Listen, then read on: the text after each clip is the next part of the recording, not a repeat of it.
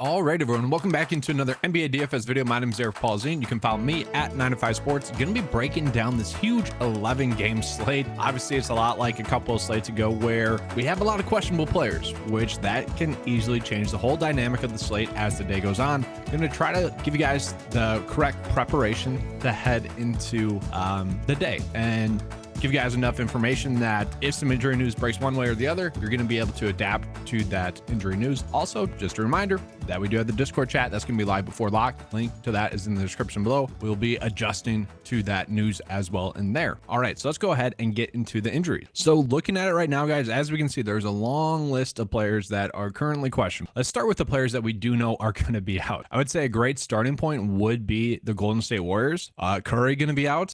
We got Clay out. We'll have to see if Dante DiVincenzo is going to be out. Okay, got an illness. That could have just been a way to get him to sit on the front end of a back-to-back because, well, they're playing Clay. So I kind of expect Dante to play. So it's going to be Poole, DiVincenzo, and then we got to figure out, is it going to be Ty Jerome? Is it going to be Moses? Is it going to be Anthony Lamb? You know, it'd probably be a mixture of all those guys, and they'd all be decent value plays. So I'm actually curious. Let's go into the model and let's click on the team that we want. Let's go to the Golden State Warriors, and let's see which ones are popping up as the best value right now. Okay, so Kuminga, that's kind of a shock to me. And on FanDuel, guys, Dante DiVincenzo is a little bit better of a play, but Jonathan Kuminga popping up on FanDuel as well.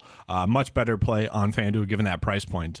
Does see a big increase in usage and minutes with those three, Clay, Curry, and Wiggins off the court. So he would make sense. Jordan Poole should be a strong play. The biggest worry with the Golden State Warriors would be the potential for a blowout, like last night. I tend not to target or worry about blowouts too much because you never know for sure. I just want to look at that game real quick. What is the spread on it? 12. So, okay, that is when I actually start to worry about it. When it's more than, like 7 or so points, maybe 8, is when I start to worry about the potential for a blowout. Not exactly stayaways, especially in terms of value plays, because they should still get their final rotation. It's for the starter. That's where the worry starts to come in. So I would say we do have to think about it in terms of the Golden State Warriors. And we have a lot of games that could potentially be blowouts. Okay. Detroit, Golden State, the Pacers. I mean, those are 3 games with over a double-digit spread. That is a little bit concerning just on the slate. Let's go ahead. Let's keep going into this injury report. Obviously, it's a big injury report, guys. Got a lot of stuff to cover. I do want to mention Marcus Smart, currently questionable. If he sits, I really like Malcolm Brogdon. If Yusef Nurkic sits, you're just locking in Drew here. He's currently probable.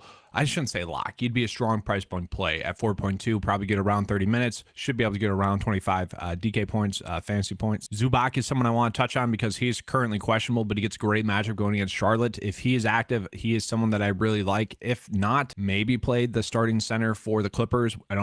We don't really have a good indication of who that'd be just yet. They've been doing a little bit of weird stuff. And then looking at Minnesota, guys. Minnesota, this is kind of huge. We got to see what the injury news is on Rudy Gobert. Is he going to play or not? If he sits, you just fire up Naz Reid once again, okay? If Rudy Gobert plays, I like Rudy Gobert. But if he sits, Anthony Edwards would become a spectacular play as well. Last 2 games with Rudy Gobert out, 60 plus DK point. And last time against Dallas, 65. Obviously, that was their previous game. So he is someone that's going to be appealing to me as well. Let's keep going down the list. Terry Rozier is out, which just makes LaMelo Ball a very strong play. That's going to help Kelly Oubre as well. Anthony Davis out. That is kind of big as well. Let's touch on the Lakers. So Anthony Davis going to be sitting. Okay, Thomas Bryant's going to be active, so he's a good play. Still at that price point. LeBron James, just a spectacular play, averaging over 50 fantasy points per 36 with Anthony Davis off the court. Has a huge usage rate with him off the court. And tack on the fact that there's a potential that Russell Westbrook could sit as well. He's currently questioned. So that would mean Dennis would be a much better play.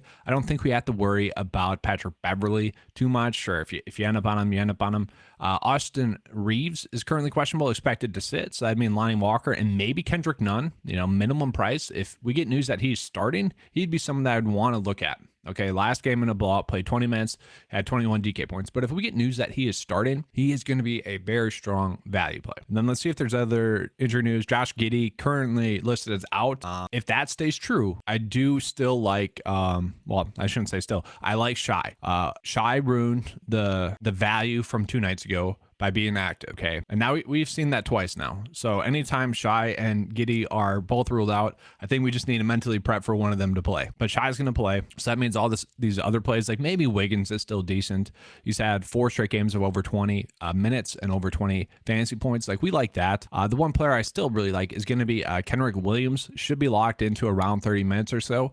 With Robinson and Earl still out and with Baisley still out, he is someone that, given the price point, could easily go 4, 5, maybe 6x. Okay, but that's it. That's enough injury news to talk about right now. Let's go ahead and get into the values. All right, real quick, I do like to start off with just looking at the OF index, which players are popping up the most. That is going to be Shai. So Shai kind of seems like a great starting point. Christian Wood as well. Let's see why he's popping up. Did I miss news on Luka? No, Luka's playing. It's just a price point thing. I mean, I don't mind Christian Wood, like the fact that we can play him at forward and center. He's been playing extremely well, but been getting a ton of minutes, obviously a point per minute player. I'm fine with Christian Wood. I'm just a little bit shocked that he's popping up that much, because at that point it's saying, all right, you got to play Christian Wood, which I don't disagree with. I'm just shocked that it's that much. So like, honestly, like the starting points to me by reading this would be Shai, Christian Wood, maybe LaMelo, just kind of giving their price points. So let's go ahead and look at the FanDuel value, and it would be Christian Wood. You got Aaron Wiggins popping up there, Bogdanovich popping up there, Marcus Morris, Reggie Bullock popping up there, LaMelo Ball. So what I find interesting here is that there's no like really cheap players popping up there. Maybe Reggie Bullock, but not as many as typically on an 11-game slate in the morning, or just on any slate in the morning. That's very interesting to me. Let's look at DraftKings to see. All right, Wiggins there, Golden State. Value as expected. See, all right, Jalen Williams is projected to get value. I don't mind that, but I think the play is Kenrich Williams. Now that's something, once again, in like Discord chat before lock, let's just talk that over to see which one it is, because situations change throughout the day. We could get news that Kenrich Williams is going to have role reduced and whatnot. I think it would be him, but wait and see approach there. And then just more of the same. I do like Mitchell Robinson still at that price point. I think that's going to be a good play. Alex Caruso still a little bit too cheap on DraftKings. Same thing with Patrick Williams, just not getting the price bump on DraftKings. Markelle Fultz, I do think is a very interesting play, especially on DraftKings where he's much cheaper. Jalen Suggs is going to be out. I think Markelle Fultz is someone you would definitely want to be looking at on DraftKings. Maybe not on FanDuel given the price point, but on DraftKings he makes a lot of sense. And then Jalen Brunson as well. Good price point there on DraftKings. Same thing with Thomas Bryant. There's a lot better value available on DraftKings today is what I'm seeing. So let's go ahead and get into the ownership. So as always, guys, this is early in the morning. Ownership will change throughout the day. This is how people are populating their lineups right now. Thomas Bryant, that makes sense, especially on DraftKings. LeBron, that makes sense. Jalen Brunson makes sense, great price point. Shai makes sense. Vooch makes sense. This is very logical thus far. Maybe once we start to get down to Kevin Porter, Jalen Williams, people are expecting Marcus Smart to sit, so I would kind of expect Malcolm Brogdon's ownership to get a little bit higher than that. Kawhi, I really like as a play, especially given his price point, but nothing too crazy. I would say Alexei, that's probably way too high. Once again, I think I like Williams a little bit more. Alexei is not bad though. Okay, maybe you kind of create a rule that says have one or the other. Let's go ahead and look at FanDuel. All right, so Kuminga on FanDuel, yeah, that just makes a lot of sense. I would say, given the price point, someone I would like. Zach LaVine, I don't know. I've never been a big Zach LaVine fan at all, but this is a cheap price tag, so it does make sense. Thomas Bryant, I would say he's a little bit priced up on FanDuel. I don't know if he's like a must play. I would say maybe 5%, but 30% owns way too high on FanDuel. DraftKings, it's different. He's cheaper. Shai, a good play across the board. Kawhi, a good play across the board. Alexei, that's too high. That's interesting. All right, Christian Wood, good play there. All right, let's go ahead and get into the first build for you guys. All right, so because the OF index was loving Christian Wood, I'm going to go ahead and try to play him. I'm also going to try to get Shai in there as well, because those were two players that really stood out. And I'm just going to go ahead and put in some of the projected Golden State Warriors value, because once again, they should still get run even if the game is a blowout. Now there is concern about the blowouts, so maybe Ty Jerome and maybe we're just looking like this because those minutes should still be there. They both got over 30 minutes in the last game and they're both still pretty cheap. I guess Ty Jerome only got 24. It is difficult, but I think that's the route to go. And maybe instead of Ty Jerome, go Anthony Lamb, but he's someone that only got 18 minutes last game. So it is, it's difficult there. There should be some good plays. And I'm curious, who else was popping up for DraftKings again? Wiggins, all right. McDaniels still popping up there. All right, let's go ahead and do that. Put Wiggins in there for OKC. McDaniels, I'm curious. Let's pull that up for Minnesota. Yeah, I guess he's getting a lot of minutes. That is tough to pass up on with Rudy Gobert, potentially still sitting. And is Kyle Anderson still out? Kyle Anderson's currently questionable. All right. So yeah, if Kyle Anderson does sit, McDaniels would be a very like strong, safe play, I think, at that price point. Just given the minutes, I mean, that's a lot of minutes, and he has been getting double-digit shot attempts, which is obviously appealing. He's at a price point that shouldn't burn. So centers, I'm going to go ahead and put Naz Reid in there.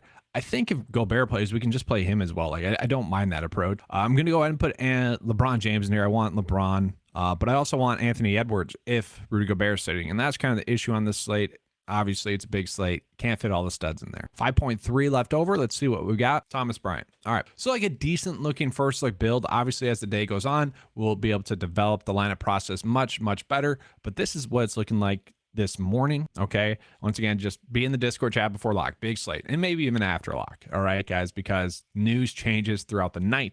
Obviously, on a big game slate, you could really gain some huge leverage on the field just by being available after lineup block to make some adjustments. Just want to remind you guys that you do have, or Occupy Fantasy members have access to all the tools that you saw in this video. So if you want to become an Occupy Fantasy member, click the links in the description below as well. All right, thanks for watching. Let's have a good slate. And as always, guys, good luck.